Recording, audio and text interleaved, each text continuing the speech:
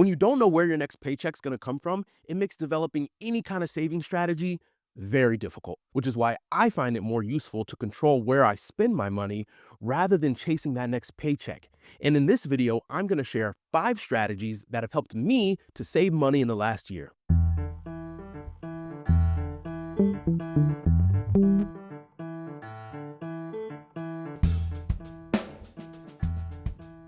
If you're new to the channel, my name is Hassiem Mohammed. I'm an award-winning actor. I've been on TV, I've performed on stages around the country, and although I'm not rich and famous yet, I am a working actor who supports themselves as a freelancer. Before we dive into my 5 money-saving strategies, there's a point I really want to drive home, which is it's more efficient to spend less than it is to make more.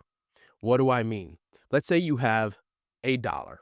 You've got $1 that you were paid as income from an employer, a client, doesn't matter. Before you can use that dollar, the first thing that happens effectively is that it's taxed, right? We all pay taxes. The only 2 things guaranteed in life are taxes and death. So that $1, let's say you're taxed at a 20% rate, is really only 80 cents. And that's before any other responsibilities that you have for that dollar. So a dollar that you have in your possession is worth more than a new dollar coming in because it is a dollar, whereas the dollar coming in, the first thing that happens is getting cut by 1 or more taxes. The money you already have in your possession is worth more than you going out and trying to get more money, which is gonna really help as I go further in today's video. All right, what you came here for, the 5 ways that I have saved money in the past year.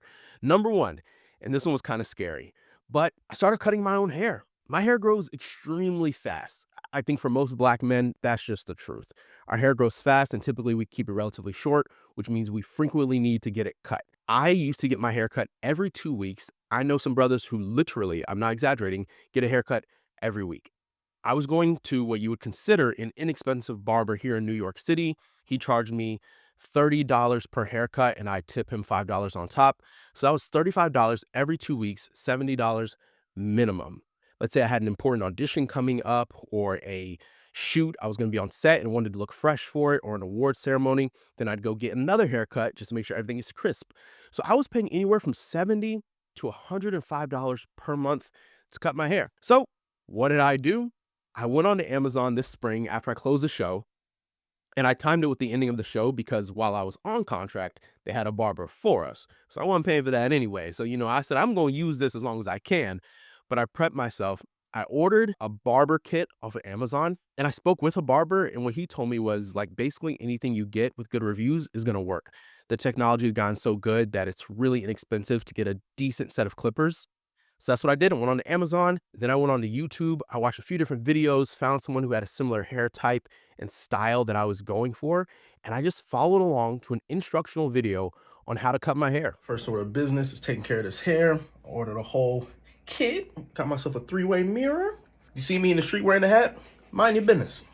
Y'all see this fade? That's all me. Look, it's not perfect. I think every time I cut my hair, I'm like, I could have done that better, but I'm learning and growing every single time. I'm saving hundreds of dollars per year. 70 bucks a month, $840 per year. I'm no longer spending on my hair. The second way I saved some major money this year was by switching my phone provider. So I used to be with a major phone provider. It was, one of the top 3 companies we all know about, Verizon, T-Mobile. I'm not going to speak about who it was specifically because that doesn't matter. The point is I was paying for my phone service every month, like most of us are. I was paying $70 to $80 a month for my bill. And what happened was my internet plan expired. So I reached out to them and I was like, hey, we need to get our internet back up and running. And they were like, okay, well, it was my old roommate's name. And so they were like, you have to create a new account, which is kind of annoying. But they were like, technically, since you're starting a new account, you get first-time user benefits and perks, like all these discounts we have to offer. So just for me, like not even switching the service we had, it's the same service, but for me putting in a different name, my internet I got like a first year discount. Because of the area I live in the city, there was a city subsidy at the time, which took another half off. And then this was the big one that saved me money, right? On my phone. They were like, okay, you've got internet with us. If you switch your phone service to our company, we'll give you phone service for free for a year. free, like no strings attached. And they were like, oh, and then after the year's over, it's going to be $10 a month for your service. And I've got great data. My plan works decently well underground. We have the subways here in New York. We went to Morocco and my phone service was dirt cheap. It was like for every megabyte I used, it was like a cent. Like I'd have to use a whole gigabyte of data to spend $1. So when I was in Morocco, I basically just left my data on because it cost me like next to nothing. Huge savings. I was spending $80 a month on my phone bill. It went from $80 a month to zero, no strings attached, great service. And something we need to realize is a lot of time, guys, we're paying for a name and not necessarily the product or service. Most second and third tier phone service providers use the exact same towers as the big guns, right? So if you're on like Mint Mobile, they're using the same towers that I think it's either AT&T or Verizon uses. Literally the same service, you're just no longer paying for the name. I would highly recommend switching to a third-party phone service provider. It could save you a lot of money. The other service provider that I switched this year was my car insurance. So when I first got a car back in 2020, I called up a bunch of different providers to see what the rates were because I'm from South Carolina and I knew New York was going to be more expensive. And I told myself, if I can't afford the insurance reasonably, I'm not going to get a car. So I called around. I remember Geico quoted me $300 a month and I was like, see ya. I ended up with State Farm at the end of the day. It was affordable for me. But what starts happening is every 6 months, your plan renews, and it's usually a slightly higher rate.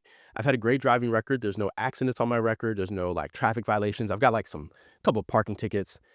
It's New York, but nothing that actually impacts my insurance rate. And yet my insurance was going up. And then this past summer, my bills on auto pay, and all of a sudden it was 25% more expensive. So now I was in the $200 range. It was more than $200 a month I was spending on car insurance, to just be transparent with you guys. And I was like, okay, that's getting to be too much. And I called State Farm. I was like, what's going on? And they're like, hey, it's not like a us thing. It's just nationally, car insurance rates went way up. It happened to everybody. I talked to my dad and he was like, yeah, same thing happened with us in South Carolina. So at the time, I kind of just like shrugged it off like, well, I guess it's happening to everybody. But then I was going through a process of like, where can I control my spending? Right. And this was just in November. And I was like, you know what? I was going through my line items in my budget, car insurance. I was like, let me see if I can get that down. So I went online, filled out a few quotes, and I got this crazy good quote from Geico, like less than half of what I was currently paying at State Farm.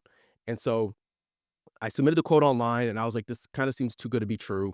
Um, and then they gave me a call and they're like, hey, we see you put in a quote. We want to talk about it. Would you like to purchase a plan? And I was like, does this cover everything I need for New York? And they were like, yes, we're an agency based in New York. And I was like, are you sure like everything's covered under this? And they're like, yeah. And I was like, okay. Come to find out, a couple of discounts I got was when I first got my car insurance, I was 24, right? So now that I'm older than 25, that's a discount. Now that I'm married, that's a discount because apparently if you have a spouse, you're less likely to do something reckless. Probably true. And so I was getting these additional discounts. And then Geico has this program, this like safe driving program you can sign up for where it tracks your driving habits and that affects, but they give you the automatic discount from the top just for signing up. So literally by me doing nothing but living my life and existing and making a phone call, I cut my car insurance payment per month by 60%. Huge savings. It's literally going to save me over $1,000 a year. Now, this next money saving strategy you've probably heard of, make your own food at home. Eating out is so expensive. I've always been someone who ate most of the meals at home. Like I probably grew up eating 95% of our meals at home. It was kind of just a cultural thing that existed in our family. I didn't really have to think about it. And it carried over into when I got into college and graduated and lived on my own, mostly cooked food for myself. But the thing that would get me is eating out like middle of the day for lunch. I'd make breakfast in the morning, I'd eat dinner at night at home, but during the middle of the day, you know, especially for those New Yorkers out there, you know, when you leave your house in the morning, you probably ain't coming back till dinner time anyway. So next thing you know, you're stopping at this food cart or Chipotle or whatever. And not only are you eating something that's probably not good for you, it's crazy expensive, especially post-pandemic. I kid you not, when I first moved to New York City, I could get a plate of chicken and rice from the halal cart for $7. Post-pandemic, $16, $17. That's a huge increase. Like, sure, $16 to $17 isn't a big number overall, but you're talking about percentage increase is nearly 300%. That's a lot. So what my wife and I started doing about 2 months ago is meal prepping our lunches at the top of the week. We make just a huge, usually typically like a one pot meal, chili, or this week I did curry chicken and chickpeas over rice. Listen, the food be good now. And we bought 10 Tupperware containers, glass Tupperware containers, because it's better for you than plastic. And we make 10 servings of it. We divvy it up into the Tupperware, throw it into the fridge, and those are our lunches for the week, saving us a ton of money. And the final method of saving money this year that's really come in handy for me is kind of specific to your situation. But if you have a car, avoiding toll roads. Tolls are sneaky because they'll be like, oh, $3 here, $6 here. It's automatically billed to you. You don't really think about it. You don't really see the money leaving your account. And then at the end of the month, I'm tallying up my expenses. And there are some months where I was spending over $100 in tolls just between driving between different gigs around the city or out of town. Over $100 a month on tolls sometimes. So that's an easy saving. Just set my GPS to no tolls and I don't take any toll roads. It adds some time to my commute, typically only like 10 or 15 minutes though. And as long as I leave nice and early and as long as I don't book appointments too close together, I can take the longer route. I can spend an extra 30 cents on gas to get from point A to point B and save myself hundreds of dollars per year, real easy, not having to really change my lifestyle at all. Now, the biggest thing I've learned implementing these strategies is that it's not about like all of a sudden living like a poor person or living like a peasant. All of these strategies I explained to you didn't change my lifestyle at all.